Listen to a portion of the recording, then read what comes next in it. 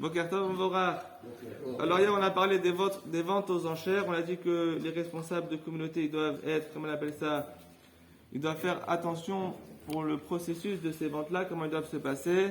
En tout cas, c'est sûr que c'est une grande mitzvah de participer aux achats des ventes des mitzvot, des Yamim Noraim, que ce soit Rosh Hashanah, Kippour, Sukkot, d'accord. Et le Mishnah Berurah lui-même il écrit que toute personne qui peut monter à la Torah pendant les fêtes de Rosh Hashanah, les 10 jours de pénitence et Yom Kippourim, son zéchout, son mérite, il est énorme. Pourquoi? Parce que il a été prêt à quoi? À mettre de l'argent pour accomplir une mitzvah pendant ces jours qui sont redoutables. Ça prouve son attache à Kadosh Baruch Hu et ça lui amène des mérites pour pouvoir avoir un jugement qui va être positif, Bezrat Hashem. Alors en tout cas, on sait que là, on est dans une période qui s'appelle les Yamim Noraim, les jours redoutables.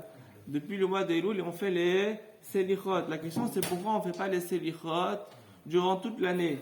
C'est quoi le mot Selichot? Des supplications. D'accord? Pourquoi on ne fait pas des supplications toute l'année? Toute l'année, on pourrait faire une fois par semaine des Selichot. C'est bien. Toute l'année, il faut faire Teshuvah. Il n'y a pas que pendant le mois d'Elul qu'il faut faire Teshuvah. Tout le temps, il faut faire Teshuvah. Alors, dans le Rambam, il faut savoir que les Selichot, c'est une coutume qui a commencé depuis bien longtemps, déjà depuis l'époque des Rishonim, avant même les Rishonim. Donc le Rambam, il mentionne que pendant le mois d'Elul, il faisait les Selichot. Donc c'est déjà intéressant, c'est pas quelque chose qui est nouveau, mais c'est quelque chose qui est ancestral, qui a plus de 1000 ans, d'accord, qui existe depuis plus de 1000 ans. Maintenant la question c'est, pourquoi on va faire justement ces Selichot pendant le mois de Elul? Alors on sait qu'Akadosh Baruch Hu, il a jugé Adam Arishon le jour où il l'a créé, c'est-à-dire le jour de Rosh Hashanah. Et du coup chaque année, Akadosh Baruch Hu, il juge l'humanité tout entière. Pourquoi il juge chaque année le monde? C'est très simple. Si on ne met pas les compteurs à zéro d'année en année, enfin à la fin, les fautes elles vont s'accumuler, il y en aura tellement qu'on ne pourra plus pardonner les choses. Donc Akadosh Baruch Hu, il met une fin. Chaque année, on fait le bilan de chaque personne et de l'humanité tout entière pour éventuellement pardonner, d'accord, et donner des récompenses aussi pour ceux qui font des bonnes choses. Maintenant, étant donné qu'Akadosh Baruch Hu, il va juger le monde, qu'est-ce qui se passe?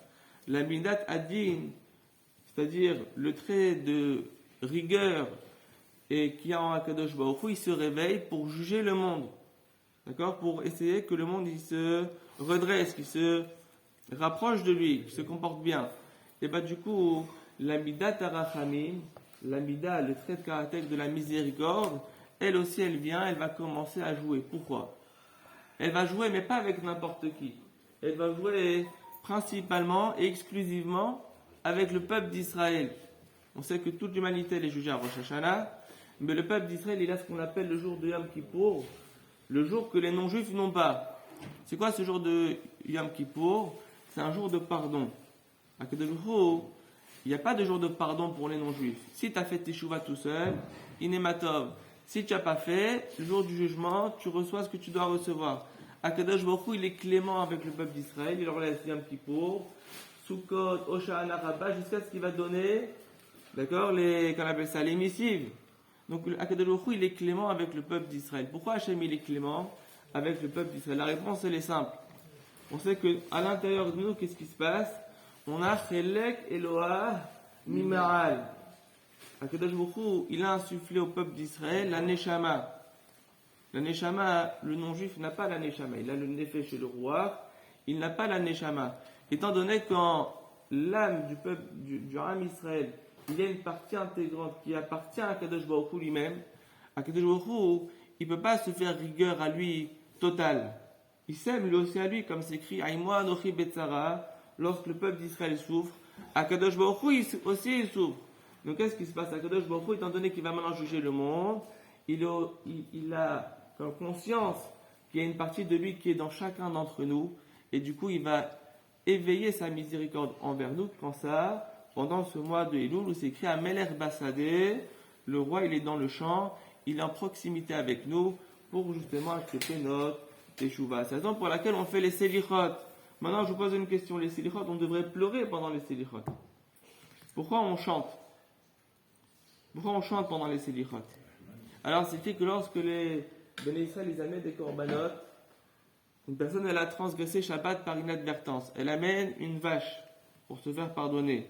Et voilà que c'est écrit que les Lévim, leur but c'était quoi? De chanter. Maintenant, est-ce qu'ils chantaient tout le temps? Alors il y a un midrash qui dit que lorsqu'ils voyaient que la personne qui arrivait avec son korban, elle arrivait, elle avait déjà fait teshuva, ils ne chantaient pas. La personne amenait le korban, il faisait la bénédiction à la shrita, il sacrifiait l'animal et c'était bon. Mais quand il voyait qu'une personne arrivait avec son arrogance, elle n'avait pas encore fait teshuva, mais elle amène parce que c'est écrit, si tu as transgressé Shabbat, il faut amener, j'ai de l'argent, j'amène. Qu'est-ce qu'il faisait? Les Lévim, ils commençaient à chanter. Ils commençaient à chanter, qu'est-ce qui se passait? Ils éveillaient en lui des émotions, d'accord? Que ce soit des émotions de joie ou des émotions de peine. Pourquoi? Pour que la personne elle puisse se rapprocher de la de et qu'il puisse faire une teshuva qui soit complète. C'est la raison pour laquelle, lorsqu'on fait les selichot, on associe avec des mélodies. Pourquoi on l'associe avec des mélodies? Pour accompagner le cœur dans ce qu'on est en train de dire et qu'on puisse faire une teshuva qui est complète. C'est la raison pour laquelle aussi, lorsqu'on fait la tefila qui vient remplacer les korbanot, on fait rentrer à l'intérieur des chants. Pourquoi? Justement pour adoucir notre cœur et que notre tefila elle puisse être acceptée. Donc c'est un moment qui est propice à selichot, même si on a du mal à se lever le matin et si on n'avait pas d'obligation à se lever. Moi par exemple je suis rabbin, si je n'avais pas d'obligation, je ne sais pas si je me serais levé au selichot. Sincèrement.